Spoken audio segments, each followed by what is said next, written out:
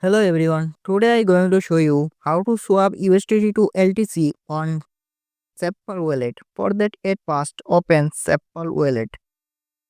Then you can see this interface. First of all, click on swap option. Then y- you need to click here. Here you need to select BIP20 USDT. Then click here and you will need to search here LTC.